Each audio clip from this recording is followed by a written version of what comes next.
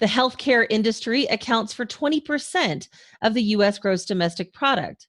We've had lots of innovation on the diagnostic side, and now it's time to innovate on the administrative side.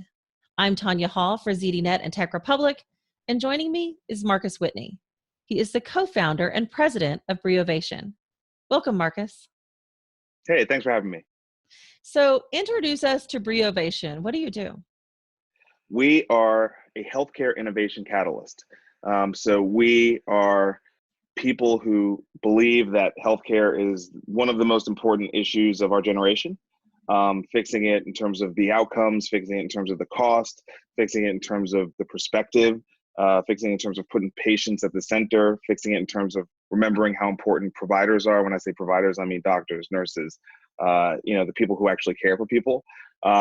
And there's a lot of work that can be done. And our contribution to that is through innovation. So we work with people who understand what the challenges really are, and we invest in them. So we're venture investors, but we also do strategic work, and we also innovate ourselves and create solutions in the market.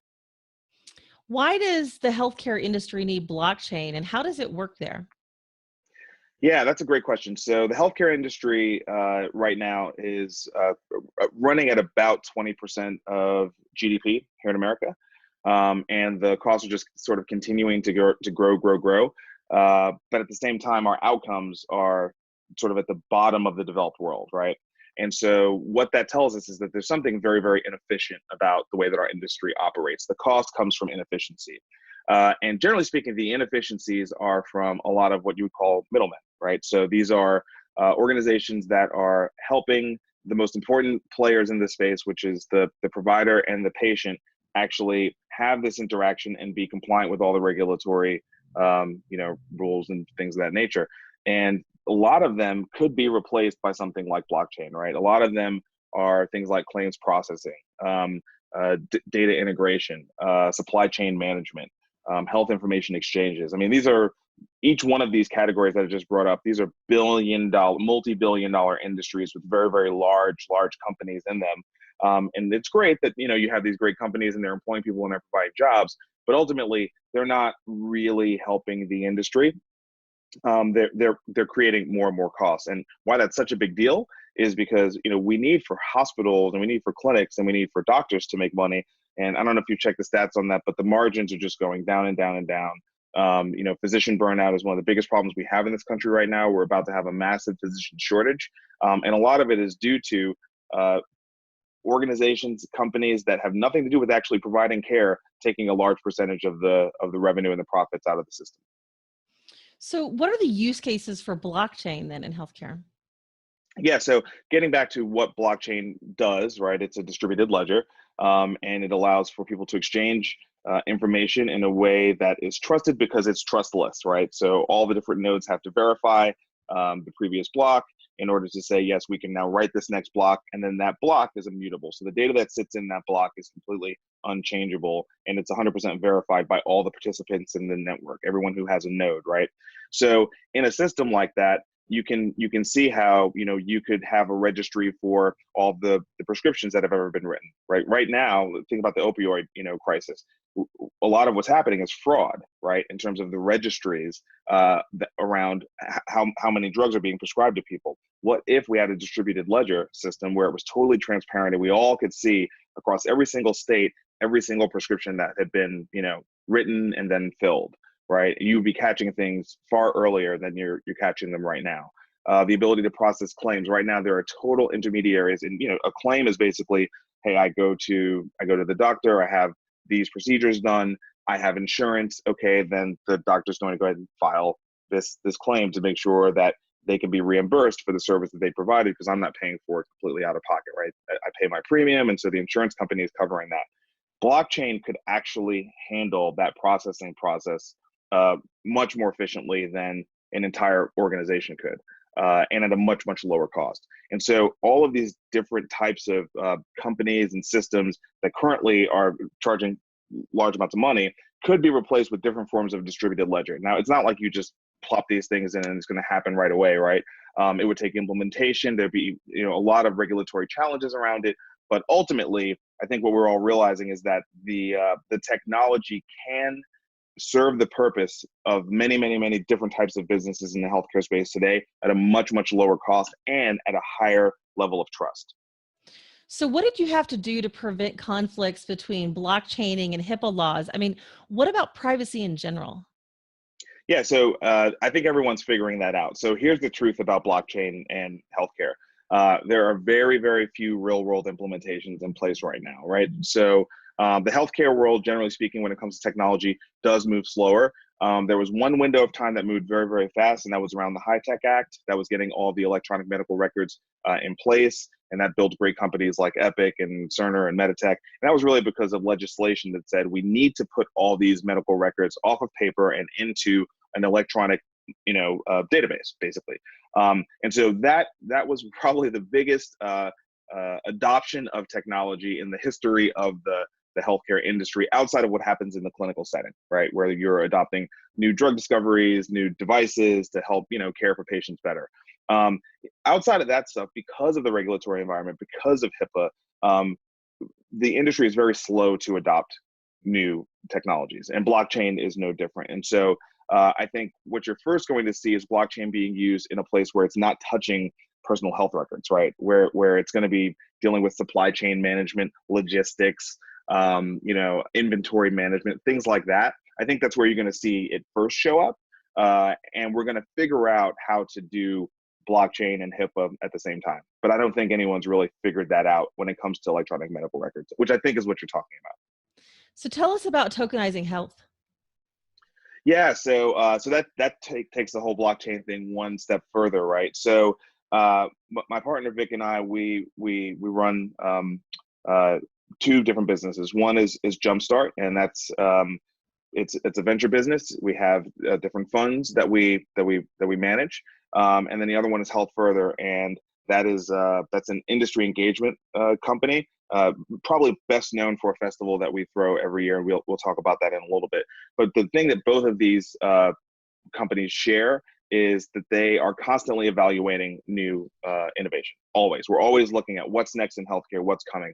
And when we looked at blockchain, we really saw two emerging trends. One, I'll just call enterprise IT, right? So this would be using blockchain inside of two organizations that already share data, already have a contractual relationship in place, and they're saying, hey, we think this could be more efficient than what we're currently using to share data. Let's just use a blockchain piece of technology. They might take IBM's Hyperledger or something like that and put it in place. And to me, that space is going to be dominated by the IBMs and the Accentures and the people who are commonly playing in the enterprise IT space. I'm sure SAS and Dell and all these other kind of companies are going to be big there. That's one implementation of blockchain. Another one is what we currently are mostly identifying with cryptocurrency and Bitcoin, right? So these are public permissionless blockchains. They're out in the wild. They're very, very difficult to control because all I have to do is hook a computer up to the internet, run the software, and now I'm part of the network. And so how do you kill something like that that's just sort of constantly up and running?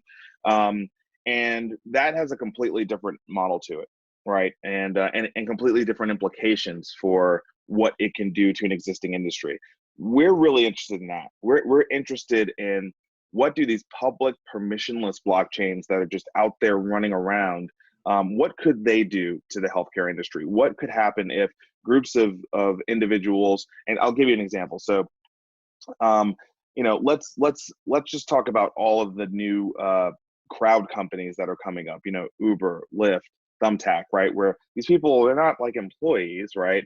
But so how do they think about health insurance? Like more and more, we're moving to this gig economy where individuals, but aggregates of individuals, are now having to figure out how to navigate healthcare. And it's only getting crazier every year. What's going to happen with the ACA? What's going to happen with this policy? My premium's going up 20%. So what could happen if a group of individuals decided to pool together and create their own insurance company using blockchain? And they used sort of the tokens as a way to securitize the policies. And then what happened if they went to a group of doctors and said, hey, we've got this pool of money, and here's sort of the claims model. And if you guys perform this, then you have a wallet over here and it talks to the blockchain as a doctor, and we're over here as a patient, and we can see you process this claim. And then if I say, yeah, you did that, then the funds get released to you, right? So that's something that could happen theoretically in a public permissionless blockchain with tokens. And there are many, many other types of implementations of the healthcare system that could happen when you have this public permissionless tokenized healthcare system. So that's what we're interested in. And we know it's like far away. But we sort of think that the blockchain thing is like in 1993 or 94 of the internet. But we think it's super interesting to watch right now and to study. And what we found is there's over 200 blockchains out there, public permissionless tokenized, trying to do this already. With their own levels of traction, they're ICOing, they're getting customers, so I think it's happening faster than people think it's happening. And we're just super interested in it. And so we're tracking it and in some cases, even making investments. What is the Brio View and where can I find it? Yeah, so you can go to tokenizinghealth.com. And the Brio View was our attempt to try to organize the public permissionless blockchain space in healthcare. We, as investors, typically there are industry reports for healthcare innovation, right? So I can just sign up for a couple different analyst reports and read them, and it's great information. It can help me figure out what my investment thesis is. But for the blockchain space, there's not really great analysts out there yet, right? I mean, Gartner and Forrester are not covering the space like that, right? So we were like, look, we need to, if we're going to actually make some investments, we need to try to organize the space. And so we created the Brio View, which is basically a one-page graphic, sort of like an infographic, that takes the landscape and tries to organize all the different blockchains that we've found out there and put them into different buckets. Is there value proposition about providers, payers, pharma, patients? Is it administrative? Is it about creating a new insurance model? Is it about creating a new marketplace? Is it an EMR? And we found there's like 10 EMRs out there already, which is electronic medical record for anyone who doesn't know. There's like 10 public permissionless tokenized blockchains out there for EMRs already, and probably more we don't even know about. I feel like every day I learn about a new one. So the last version that we did, I think it's got about 120 blockchains on it. We've now upped our count to 200, so we have to redo it. And we're probably going to get that done sometime in the next 30 days. But yeah, tokenizinghealth.com, you can go see what the research we've put together so far. And it's a living document, so we'll keep working on it. Okay, then tell us about Health Further Festival. I mean, why do you say it's a cross between South by Southwest and the Healthcare Information and Management Systems Society Conference? I mean, what makes it Why? different and why is it revolutionizing healthcare? Yeah, so I think what we really believe in is the importance of diversity when it comes to innovation. And so our community, and we call the attendees of the Health Further Festival community, our community is very diverse. And I don't mean in maybe the typical senses of ethnicity and gender, although we strive for that. But I mean in terms of the stakeholders in the healthcare industry, right? And so it's not just investors, it's not just executives, it's not just clinicians, it's not just innovators, it's not just patient advocates, it's not just behavioral health specialists, it's not just the blockchain crew, it's everybody. Everybody comes together for 3 days to learn from each other. And we create different tracks for each one of those groups, but the magic really happens after the tracks and the networking and the mixing and the cocktail hours and the dinners where we've successfully brought together 8 to 10 different groups of people who normally would not mingle at the same event.